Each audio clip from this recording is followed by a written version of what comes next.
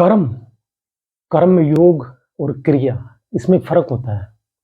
कर्म तो प्राणी मात्र करते हैं, जैसे गीता का तीसरे अध्याय का 5वां श्लोक है, न ही कश्चित् क्षणमपि जातु तिष्ठत्ते कर्मकृत्। कोई प्राणी क्षण मात्र कर्म किए बिना नहीं रह सकता। न ही देह विरताम शक्तिम त्यक्तुम कर्माण शेषतः। 18वें अध्याय का 11वां श्लोक।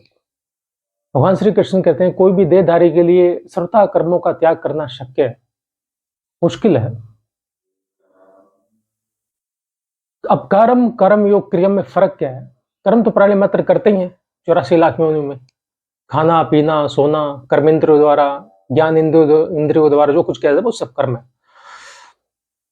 अब क्रिया क्या है?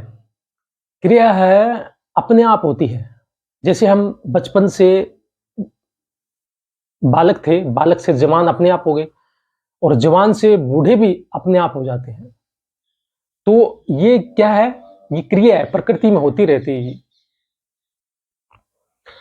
अब कर्म योग, कर्म अलग होता है, योग अलग होता है।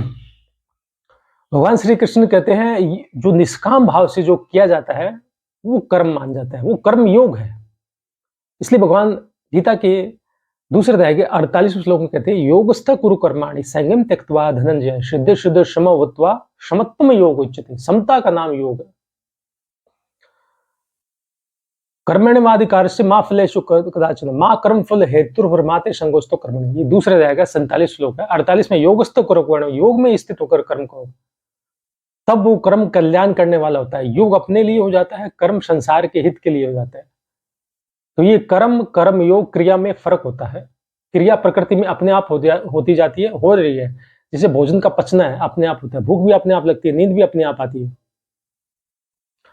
पेड़ है वो अपने आप बड़ा होता है, ऐसा नहीं कि खींच के उसको हम बड़ा कर देंगे। तो ये सब क्या है? अपने आप क्रिया होती है। बाल हमारे काले हैं, सफेद हो जाते हैं, कोई कोई उद्योग नहीं करना पड़ता उसके लिए, वो स्वाभाविक ही क्रिया हो रही है।